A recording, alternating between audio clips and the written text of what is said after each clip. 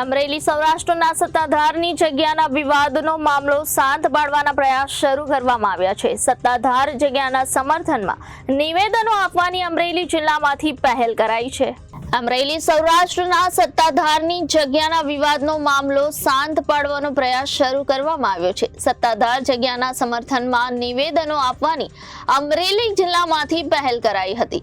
સાવરકુંડલા માનવ મંદિર આશ્રમ મહંતની સૌથી પહેલી પ્રતિક્રિયા સામે આવી છે। તેઓએ કહ્યું કે સનાતન ધર્મને નુકસાન થઈ રહ્યું છે, કોઈ પુરાવા વગર પ્રૂફ વગર બોલવું તે વ્યાજબી નહીં તેવું તેઓએ જણાવ્યું હતું। સત્તાધાર વિશે સોશિયલ મીડિયામાં બોલવું તે આપણા સનાતન ધર્મ માટે નુકસાન થઈ રહ્યું છે। કોઈને પર્સનલ વાંધો હોય તો મળી લેવું જોઈએ। જગ્યાને બદનામ કરવાથી સનાતન ધર્મને નુકસાન થઈ રહ્યું છે। જય સિયારામ। સાવરકુંડલા માનવ મંદિરથી ભક્તિ બાબુ, સત્ય સનાતન ધર્મ કી જય।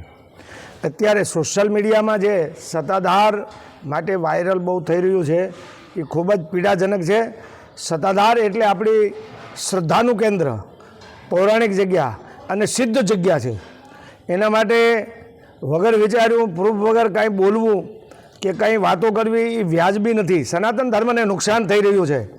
આ બાબતે મારે એટલું જ આપને બધાને કહેવાનું છે કે જેની પાસે કંઈ વાંધો હોય કે પ્રૂફ હોય તો એણે પર્સનલી સમજી લેવું જોઈએ।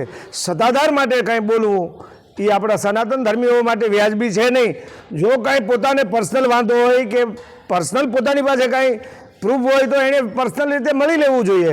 પણ આવી રીતે જગ્યાને સારેઆમ બદનામ કરવી એ સનાતન ધર્મને નુકસાન છે। એટલે મહેરબાની કરી અને સત્તાધાર વિરુદ્ધ જે સોશિયલ મીડિયામાં બધાને મન ફાવે એમ વાતો કરી રહ્યા છો એ બંધ કરજો।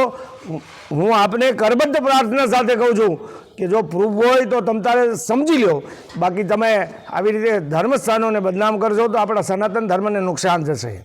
રિપોર્ટર સંજય વાળા, ABC ન્યૂઝ, ધારી।